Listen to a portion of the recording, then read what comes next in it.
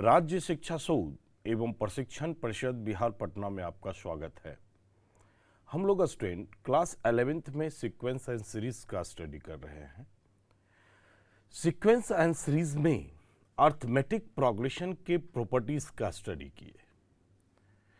आज हम लोग उस प्रॉपर्टीज के आधार पर प्रश्न को देखेंगे। प्रॉपर्टीज ऑफ एपी, इसका स्टडी कर चुके हैं और इसके स्टडीज करने के बाद हम लोग इसके प्रॉब्लम को नहीं देखे थे। आज इससे कैसे इस प्रॉपर्टीज का यूज करके हम क्वेश्चन सॉल्व करते हैं उस बात का स्टडी हम लोग करेंगे।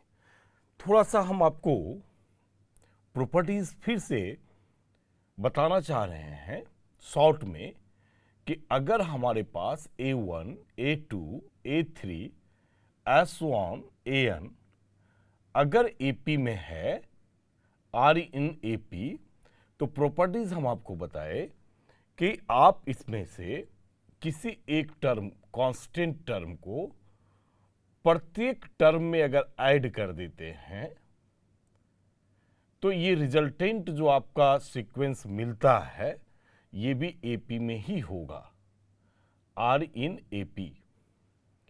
दूसरा हमने कहा कि अगर आप इसमें कांस्टेंट टर्म प्रत्येक टर्म में अगर माइनस कर देते हैं तब भी हमारे पास जो फाइनल नया सीक्वेंस प्राप्त होगा वह सीक्वेंस AP में ही होगा। तीसरी बात इसमें हमने बताया कि अगर कांस्टेंट टर्म को इनटू कर दे, इसके प्रत्येक टर्म में इफ लगा देते हैं, then KA1, KA2, KA3, S1, KAN ये भी फाइनल जो होगा वो AP में ही होगा। उसके बाद अगर आप इसे डिवाइड भी K से कर दें तो ये फाइनल जो होगा एक नया सीक्वेंस जो प्राप्त होगा वह भी सीक्वेंस AP में होगा। यहां ध्यान रखेंगे डिवाइड कर रहे हैं तो K is not equal to 0। तो किसी भी अर्थमेटिक प्रोग्रेशन में या आप कह लें अर्थमेटिक सीक्वेंस में, किसी भी अर्थमेटिक सीक्वेंस में किसी एक नंबर को कांस्टेंट नंबर, मतलब जो भी नंबर लें 2 अगर लेते हैं तो 2 ही प्रत्येक नंबर में ऐड करना है। अगर 1 लेते हैं तो प्रत्येक टर्म में 1 1 1 ऐड कर देना है। तो एक कांस्टेंट नंबर को, एक अचर राशि को प्रत्येक टर्म में अगर जोड़ दिया जाए तो नया जो हमारे पास में सीक्वेंस प्राप्त होगा वह सीक्वेंस AP में ही होगा। और अगर उस अचर राशि को, कांस्टेंट नंबर को अगर उसी AP के प्रत्येक टर्म में अगर माइनस कर दें तब भी हमारे पास अर्थमेटिक प्रोग्रेशन ही प्राप्त होगा। अगर उसमें से उस अचर राशि में से उस अचर राशि को अगर प्रत्येक टर्म में हम माइनस कर दें तब भी AP प्राप्त होगा। और अगर मल्टीप्लाई कर दें प्रत्येक टर्म में तब भी नया जो सीक्वेंस होगा वो नया सीक्वेंस AP में ही होगा। और अगर डिवीजन करते हैं तब भी जो नया सीक्वेंस प्राप्त होगा वह नया सीक्वेंस AP में होगा। ये एक प्रॉपर्टीज है। अब बहुत सारे राइटरों ने इसे 4 प्रॉपर्टीज में भी लिखा है, इसे एक प्रॉपर्टीज में भी लिख सकते हैं। तो इसी प्रॉपर्टीज का प्रयोग करके हम क्वेश्चन को कैसे बनाएंगे उस चीज को सीखते हैं। जैसे हमारे पास एक क्वेश्चन है स्टूडेंट, इस प्रकार का एक डाटा दिया हुआ है कि if A, B, C are in AP, ऐसा क्वेश्चन है। प्रूव दैट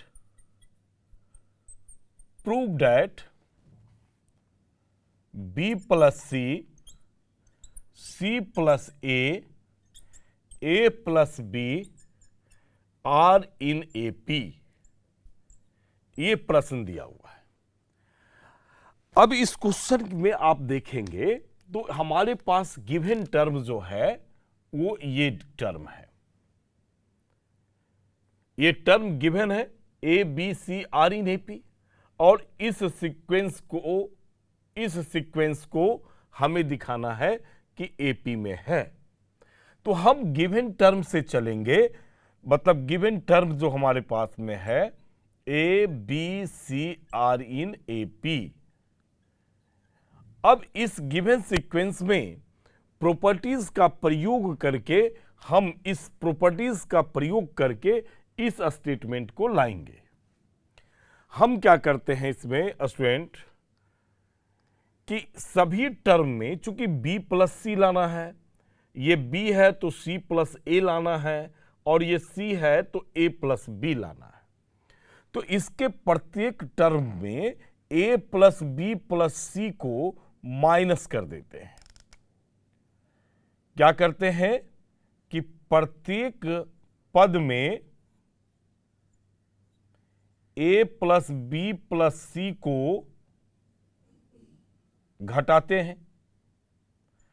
अब घटाएंगे तो क्या होगा, a घटाओ a plus B plus c, b minus a plus B plus c, और c minus a plus B plus c, are in AP. AP में ही होगा। ये कौन कह रहा है, ये प्रॉपर्टीज नंबर 2 कह रहा है। यही ध्यान रखना है कि अगर किसी टर्म को कांस्टेंट टर्म हम के लिए इस कांस्टेंट टर्म को प्रत्येक टर्म में माइनस करेंगे तो फाइनल जो हमारे पास रिजल्ट होगा या जो हमारे पास नया सीक्वेंस ऑब्टेन करेगा वो नया सीक्वेंस जो है एपी में ही होगा। मतलब अगर हम इसके प्रत्येक पद में a प्लस बी प्लस सी को घटा दें तब ऐसी स्थिति में जो नया सीक्वेंस प्राप्त होगा वह नया सीक्वेंस एपी में ही होगा। चलिए तो घटाते हैं, तो a माइनस बी और ये माइनस सी, b माइनस ए minus B minus c, c minus ए माइनस बी माइनस सी। अब इस लाइन में स्टूडेंट सिर्फ हम कैलकुलेशन कर रहे हैं, ब्रैकेट को ओपन किए हैं। इस लाइन में ब्रैकेट ओपन किए, a और a कैंसिल, इसमें b और b प्लस माइनस कैंसिल, इसमें c और c कैंसिल।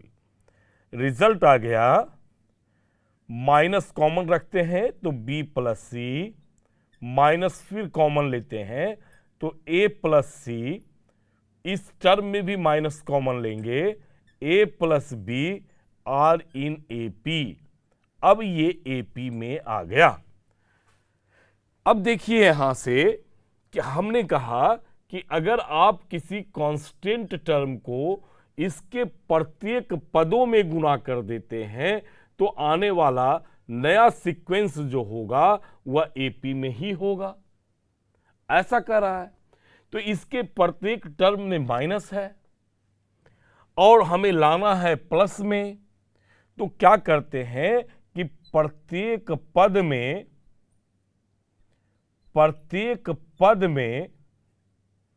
-1 से गुणा कर देते हैं, गुणा करते हैं। अब गुणा करेंगे तो फाइनल क्या होगा, फाइनल ये माइनस है और -1 से गुणा किए,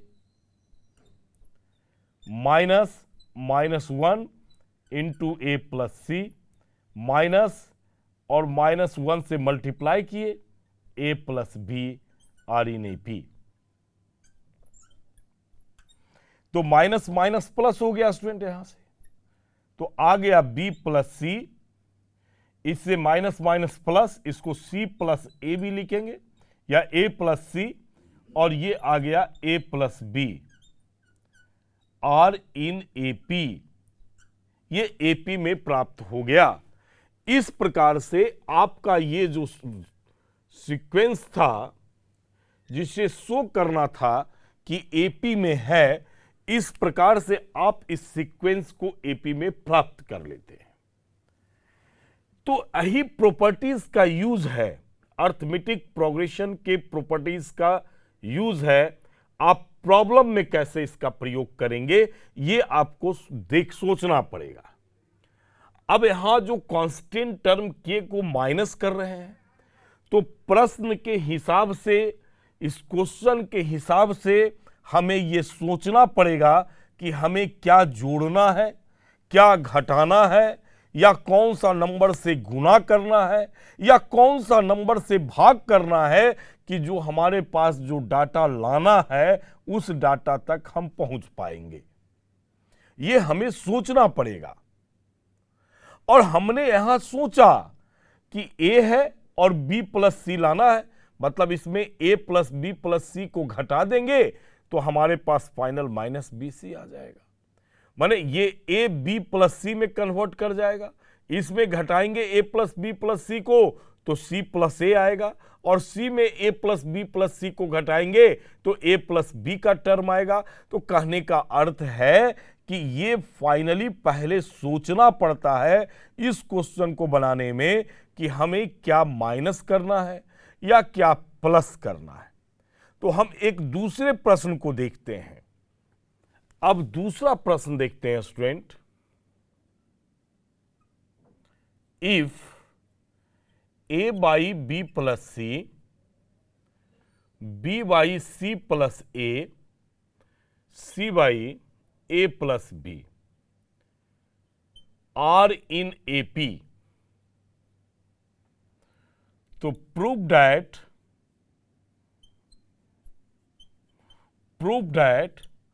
1 by b plus c, 1 by c plus a और 1 by a plus B are in A P, are in A P, ऐसा प्रूफ करना है। अब देखिए हमारे पास गिवन स्टेटमेंट है, ये गिवन स्टेटमेंट है, और जो रिजल्ट लाना है वो रिजल्ट ये लाना है। मतलब यहां ए बी सी है और उसके जगह पर 1 1 1 हो जाता है। ये भी एपी है और फाइनल रिजल्ट भी हमारा एपी में ही आना चाहिए। तो फिर हम गिवन स्टेटमेंट का प्रयोग करेंगे और इसमें कैलकुलेशन करेंगे। A by b plus c, b by c plus a, c by a plus B are in AP है, आर इन एपी है, ऐसा है। अब देखिएगा कि हमें लाना क्या है, 1 लाना है इसमें। तो अगर इस पूरे जो हमारे पास डाटा है या जो पदों में लिखा हुआ एपी है, अगर इस सभी पदों में 1 जोड़ दिया जाए तो पूरा का पूरा इसका अंश जो है वो ए प्लस बी प्लस सी में बदल जाएगा। तो हम क्या करते हैं कि प्रत्येक पद में 1 जोड़ते हैं। प्रत्येक पदों में 1 जोड़ने पर देखिए क्या हो गया, a by b plus c plus 1, b by c plus a plus 1 और c by a plus B plus 1, और ये जो जोड़े हम, इससे कोई इफेक्ट नहीं, ये भी एपी में ही रहेगा। ये कौन सा कर रहा है, इसका प्रॉपर्टीज कर रहा है कि अगर आप के प्रत्येक पद में के अगर जोड़ देते हैं, समान अचर राशि अगर प्रत्येक पद में जोड़ते हैं, तब ऐसी स्थिति से जो नया सीक्वेंस ऑब्टेंड होगा वह नया सीक्वेंस एपी में ही होगा। तो आप प्रत्येक पद में 1 जोड़ दिए हैं तो हमसे एक नया सीक्वेंस आ गया और वह नया सीक्वेंस एपी में ही होगा। अब इसका एलसीएम लेंगे। एलसीएम हो गया बी प्लस सी और ये आ गया ए प्लस बी प्लस सी।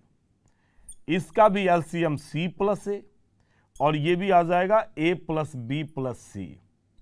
इसका एलसीएम ए प्लस बी और ये भी आ जाएगा a plus B plus 1 are in AP. AP में आ गया। अब सभी का अंश जो है वो ए प्लस बी प्लस सी है। तो इसका मतलब कि आपको यह भी कहा गया है कि किसी भी नन जीरो से अचर राशि से आप भाग देंगे, जो प्राप्त होगा वह एपी ही प्राप्त होगा। तो आप इसमें क्या करेंगे कि ए प्लस बी प्लस सी से प्रत्येक पद में भाग देंगे। प्रत्येक पदों में ए प्लस बी प्लस सी से भाग देने पर अब चूंकि डिवीजन है और रूल कहता के नहीं है, इसलिए प्रश्न में यह मेंशन कर देना चाहिए था हमें कि where A plus B plus C is not equal to 0। ये कब कंडीशन सेटिस्फाइड होगा? जब ये नॉट इक्वल टू 0 होगा।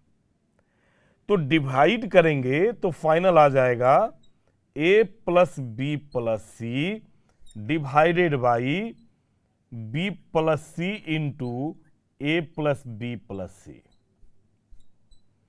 ए प्लस बी प्लस सी यहां डिवाइड करेंगे तो c plus a into A plus B plus c. फिर उसी प्रकार से a plus B plus c divided by a plus b और a plus B plus c are in AP में है। रिजल्ट क्या हुआ?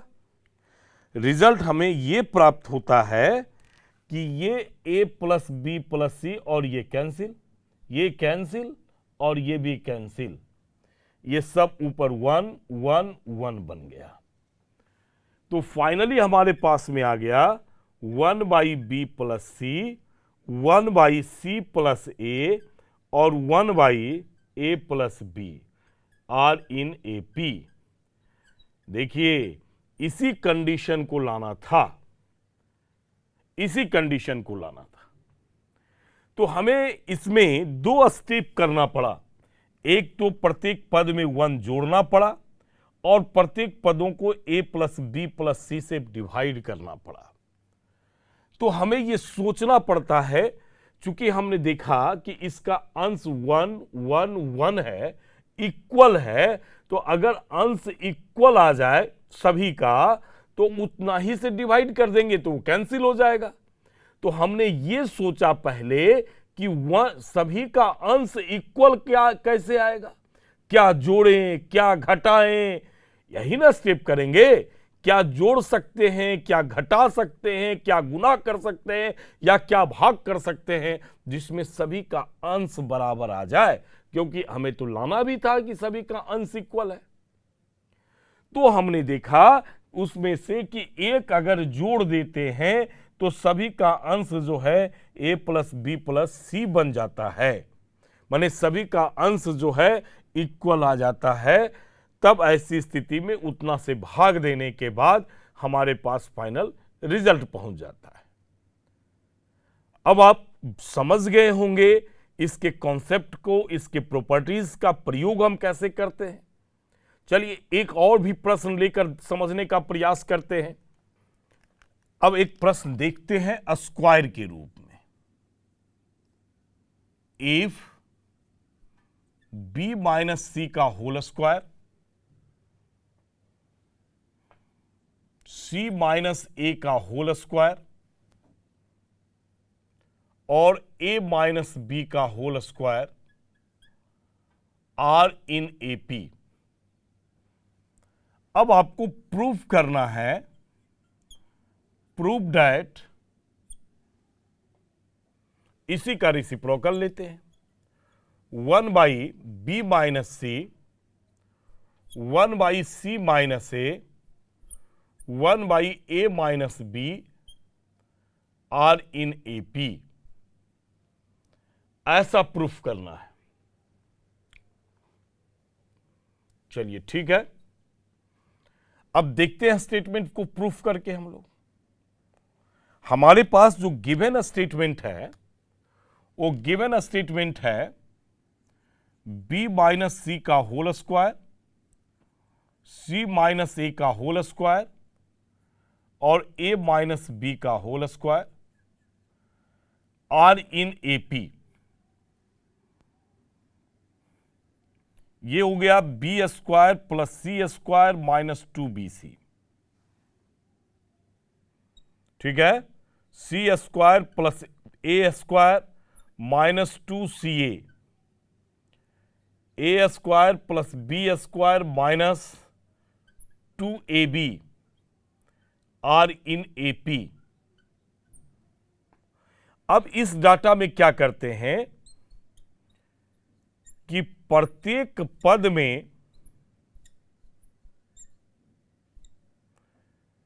A B plus B C plus C A minus A square minus B square और minus सी square जोड़ते हैं। प्रत्येक पद में इसे जोड़ना है, जोड़ते हैं। ठीक है, प्रत्येक पद में हमें जोड़ना है इसे। देखते हैं जोड़ने के बाद क्या होता है। बी स्क्वायर सी स्क्वायर माइनस 2bc, चलिए जोड़ देते हैं। A B plus B C plus C A minus A square minus B square minus C square. अब इसके सेकेंड टर्म में भी जोड़ना है, सी स्क्वायर प्लस ए स्क्वायर माइनस 2ca और जोड़ देना है plus A B plus B C plus C A minus A square minus B square minus C square को। अब इसके तीसरे पद को लेंगे हम लोग, a square B square minus 2ab, इसमें भी जोड़ देंगे a B plus B C plus C A minus A square minus B square minus C square. और ये जोड़ने से कोई फर्क नहीं पड़ेगा, एपी में ही होगा, ये तो हम देख चुके हैं। हाँ, ये सोचना पड़ा है कि ये ऐड इसे करना है, इतना जोड़ना पड़ेगा। रिजल्ट क्या होगा, बी स्क्वायर सी स्क्वायर कैंसिल, यहां देखिए c square plus c square minus cancel, a square plus A square minus cancel, यहां भी तीसरे पद में भी a square plus A square minus cancel, b square plus है बी स्क्वायर माइनस है कैंसिल। अब जो फाइनल हमारे पास बचता है उसको आप लिखिए। क्या बचा हमारे पास, इस माइनस 2bc में bc माइनस हो जाएगा, तो minus bc plus A B plus C A minus A square, ये बचा। इसमें भी AC को माइनस करेंगे तो minus C A plus A B plus B C और माइनस बी स्क्वायर बच गया।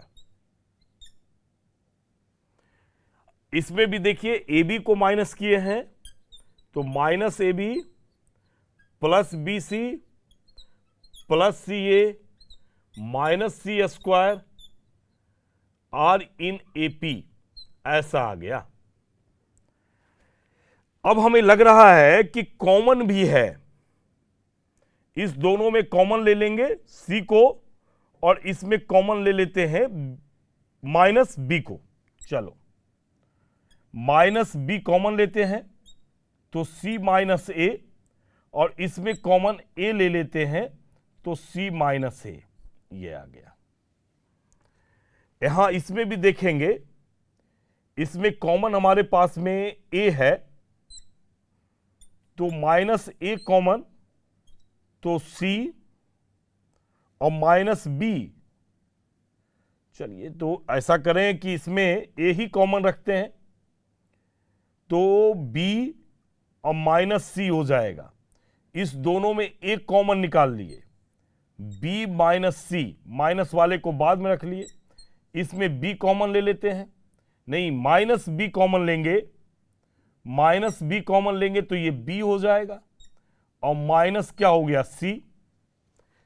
ऐसा कर लेंगे कि दोनों फैक्टर सेम आ जाए। कॉमन लेने में इस बात का ध्यान रखेंगे, यहां से कॉमन हम ले लेते हैं b को, b कॉमन ले लेते हैं तो c माइनस ए, इसमें c कॉमन ले लेते हैं तो c minus A, are in A P,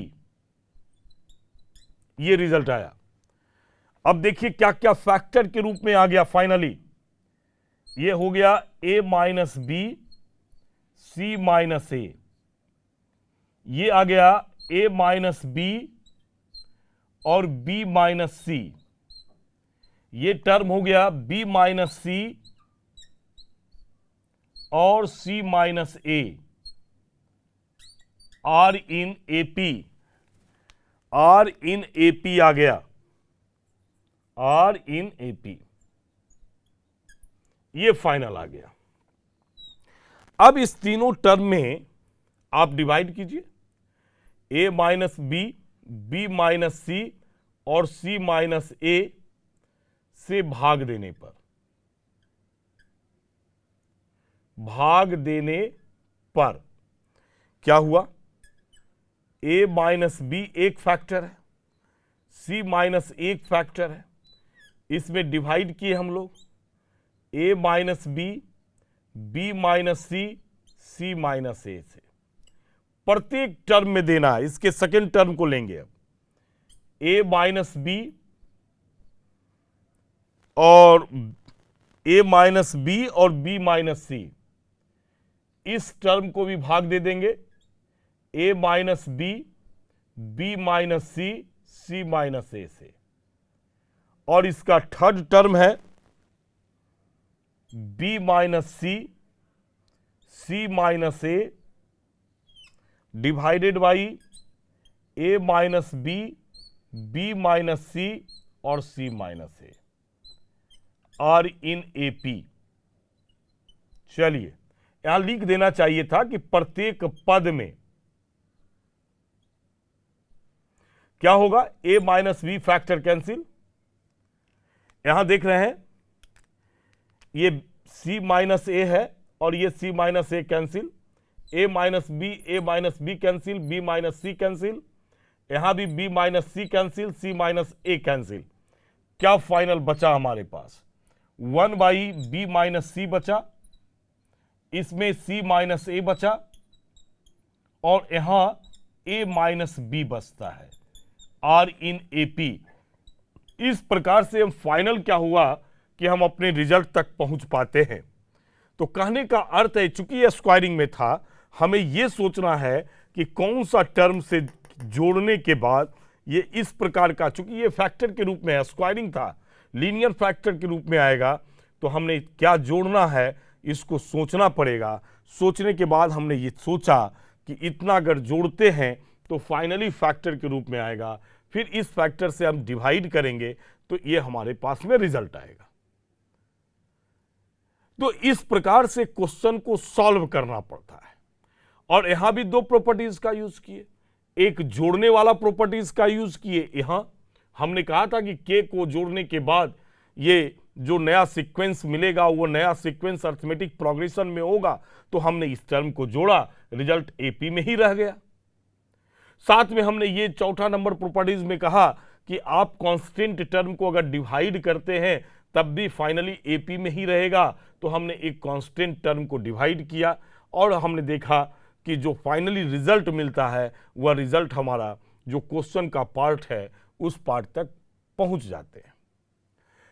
कहने का अर्थ है कि आप इस टर्म से इस टर्म तक कैसे पहुंचेंगे, कैसे कैलकुलेशन करेंगे, ये आपको सोचना होगा, आपको प्रैक्टिस करना होगा। और प्रैक्टिस करने के बाद आप में एक्यूरेसी आएगी और तत्काल आप जब 2-4 क्वेश्चन करेंगे तो आपकी सोच बनने लगेगा कि हम कैसे इसको आगे करें। चलिए एक क्वेश्चन और कर देखते हैं। अब स्टूडेंट देखते हैं क्वेश्चन को। If A square B square C square are in AP, ऐसा क्वेश्चन आपके पास में दिया हुआ है। हालांकि इसके पहले क्वेश्चन को भी हम स्क्वायरिंग में लिए थे, यहां भी हम ले रहे हैं a square B square C square in AP. Prove that 1 by b plus c 1 by c plus a 1 by a plus B are in AP, are in AP. अब इसके भी प्रूफ को देखते हैं। गिवन है a square B square C square are in AP. अब हमें सोचना होगा कि क्या ऐड करने के बाद इस प्रकार का फैक्टर आएगा।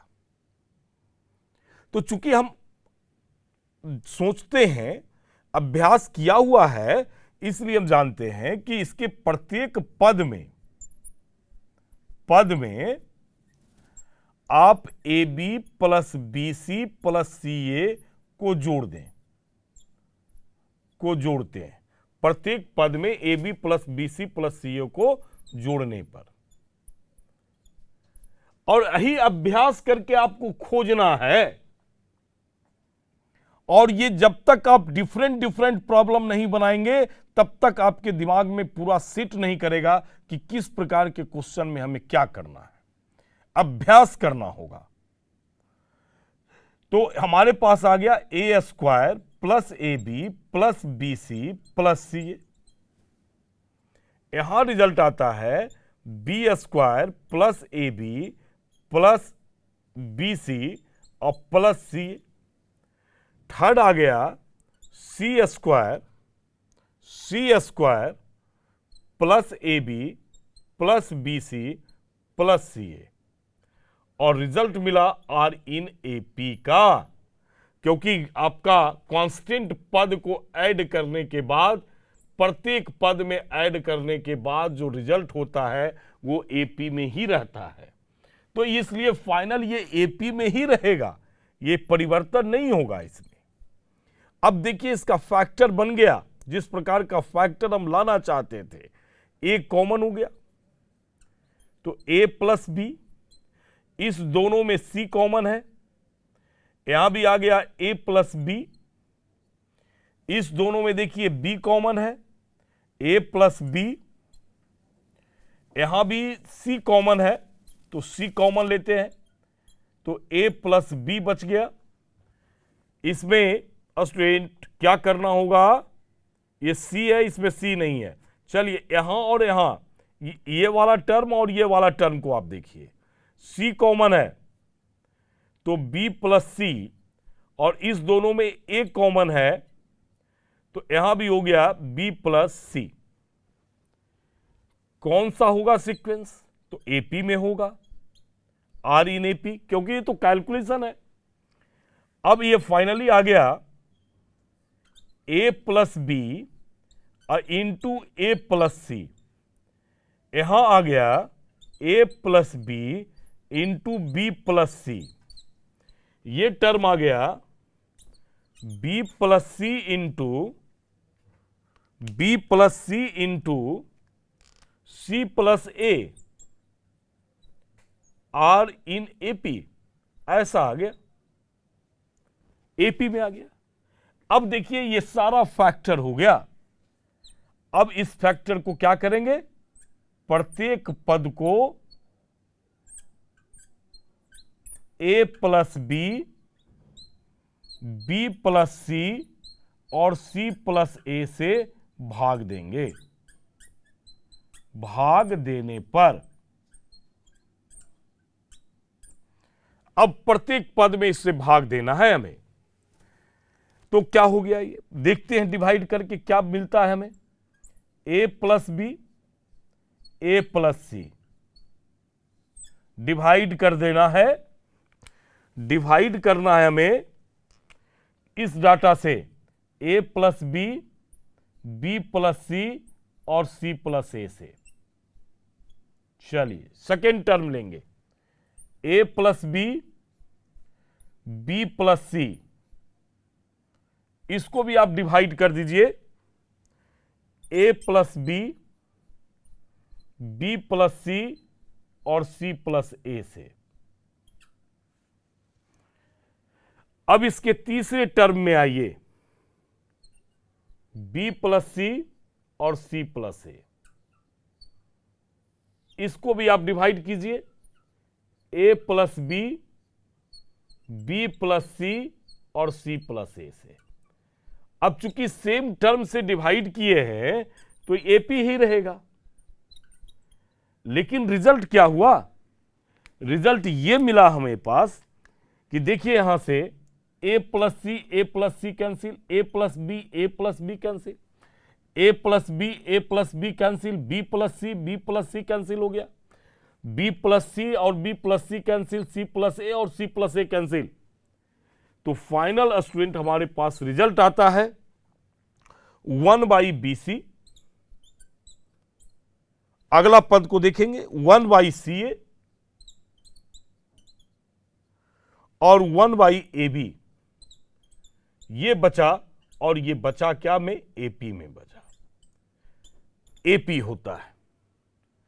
इस प्रकार से जो प्रॉपर्टीज हम लोग स्टडी किए थे, उस प्रॉपर्टीज के आधार पर आप क्वेश्चन को सॉल्व कर सकते हैं या सॉल्व करते हैं।